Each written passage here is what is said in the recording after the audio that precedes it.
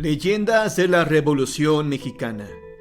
Época de grandes héroes y hazañas memorables. La Revolución Mexicana también es cuna de misterios, leyendas sobre tesoros ocultos de los ricachones, que no querían perderlo todo a manos de los revolucionarios, y revolucionarios que enterraban su botín en sabrá Dios dónde. Bandidos que asolaban los viejos caminos de tierra, magia negra y supersticiones son solo algunos de los rumores que viajaban en ferrocarril, que se contaban en los campamentos de Villa y Zapata, frente a las fogatas, y que con el paso del tiempo se convirtieron en leyendas. ¿Sabes cuáles son? Aquí comenzamos. El tesoro de Heraclio Bernal.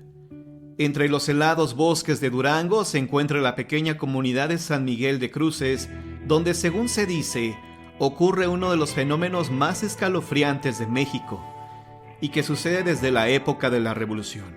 Los pobladores afirman que por las noches pueden verse bolas de fuego entre lo más espeso de la arboleda. Si crees que estamos hablando de las famosas brujas, lamentamos decepcionarte, pues en realidad los lugareños cuentan que por ahí pasaba el aún más famoso Heraclio Bernal, un héroe revolucionario que, cual Robin Hood a la mexicana, asaltaba los caminos para luego repartir parte del botín entre los pueblos más apartados de la sierra duranguense. Pero por otra parte de la fortuna era enterrada en los sitios más recónditos entre la espesura del bosque, ahí donde la gente de San Miguel de Cruces asegura que las bolas de fuego aparecen para revelar la ubicación exacta del tesoro. Cuentan que si las llegas a ver, es mejor que ni te acerques. No vaya a ser que Heraclio Bernal esté cuidando su botín. El Pozo de las Cadenas. Si viajas a la ciudad fronteriza de Tecate, Baja California, y preguntas por el Pozo de las Cadenas, seguramente más de uno saldrá corriendo. Pero habrá quien se animará a contarte que durante los primeros años de la Revolución vivía ahí un humilde campesino, quien un día recibió la visita de un grupo de viajeros que llevaban varios días caminando bajo el duro sol del desierto y solo pedían un poco de agua. El hombre, muy cortésmente, sacó suficiente agua del pozo y los invitó a pasar a su hogar. Al caer la noche, también les preparó una cama con lo poco que tenía. Pero durante la madrugada, un grito desgarrador interrumpió el silencio del desierto. Los forajidos habían encadenado al campesino, arrojándolo al pozo después. No satisfechos, los bandidos lanzaron pesadas piedras sobre el cuerpo del hombre, sellando así su fatal destino.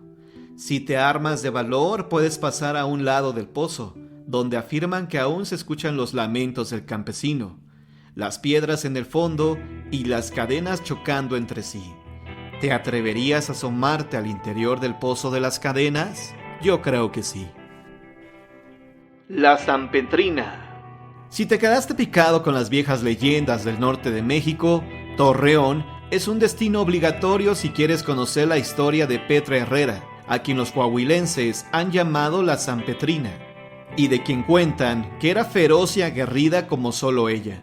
Dicen que cuando la revolución llegó a Coahuila, Petra se unió a la contienda sirviendo como una de las famosas Adelitas, que acompañaban las tropas villistas.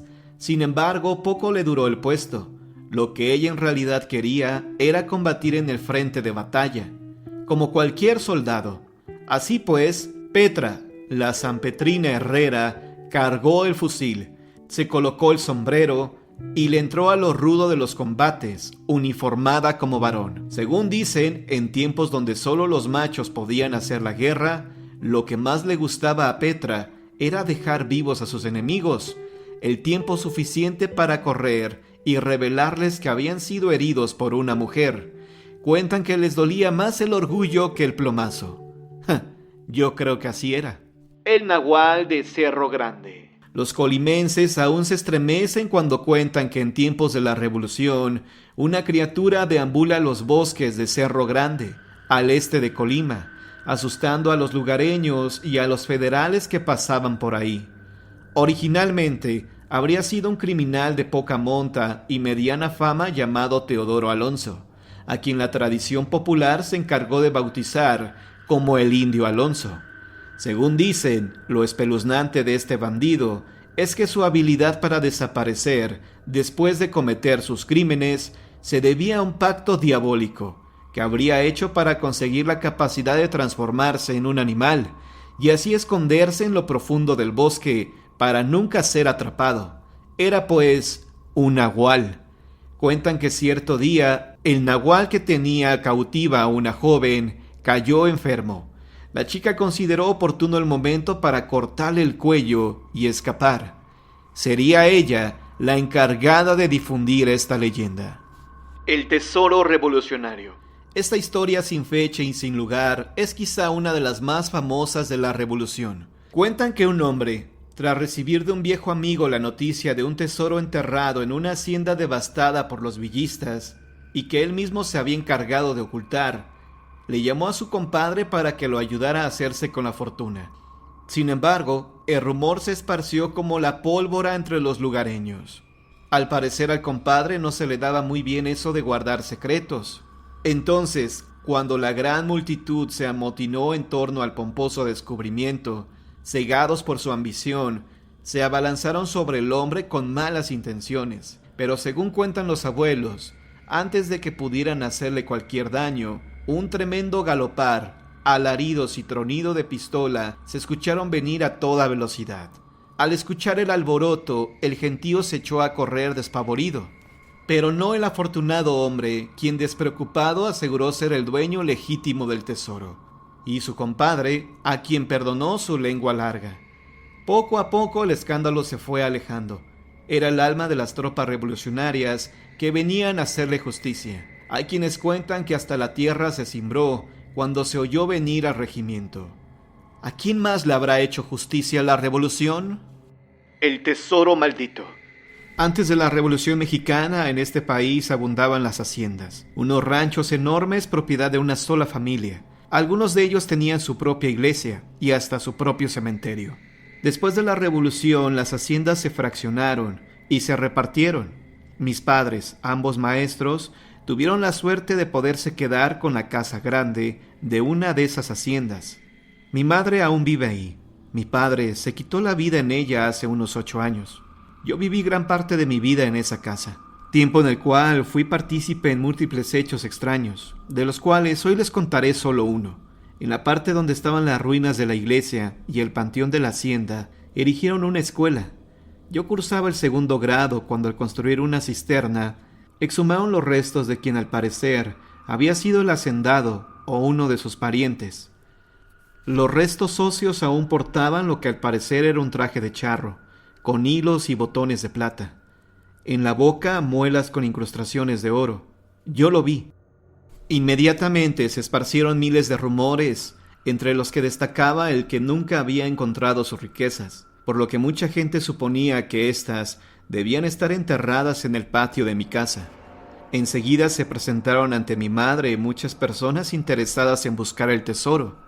Mi pobre madre, tal vez por ambición o tal vez por querer sacarnos adelante, en una época de bastante austeridad que sufría todo el país, aceptó que 3 simpáticos jóvenes se dieran a esa tarea, ante mis burlas y mofas, pues nunca creí en esas cosas. Los chicos realizaban rituales con péndulos, varillas, velas, y pronto detectaron el supuesto lugar donde estaba enterrado el tesoro. Empezaron a excavar un agujero en el cual los hice presas de varias bromas simplonas, como enterrar ollas o botes de lata para que creyeran que habían dado con el tesoro. Yo me moría de la risa al ver su emoción convertirse en desencanto. Primero en desencanto y después en enojo, claro. Hasta que un día los aguafiestas me acusaron con mi madre, argumentando que esas bromas salaban la búsqueda, ganándome una reprimenda, por lo que dejé de molestarlos. Llegó el día señalado por los espíritus. Un chico soñó que hallaba el tesoro, por lo que para ese día prepararon todo un ritual, que comenzaron como a las 7 de la noche, y el cual no pude ver porque me mantuvieron alejado.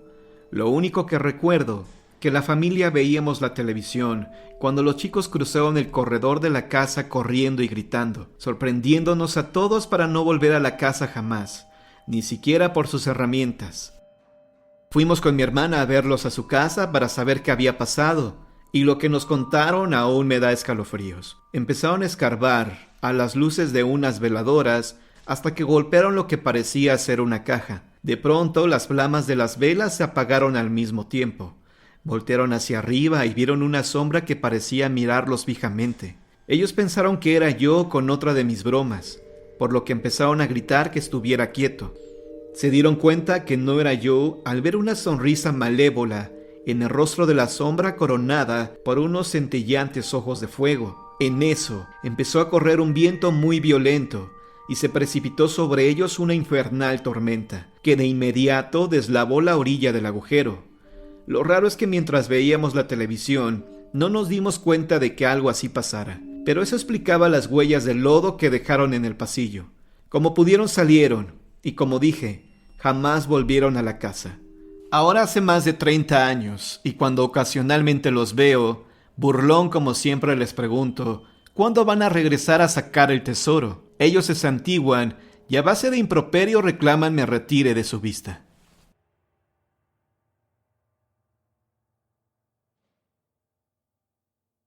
La leyenda del tesoro de Emiliano Zapata. Nuestra historia empieza en un pintoresco lugar del estado de Morelos llamada Quilamula. Para muchos no es muy conocido, pero para los revolucionarios y más para los seguidores de Emiliano Zapata, es más que un pequeño pueblo.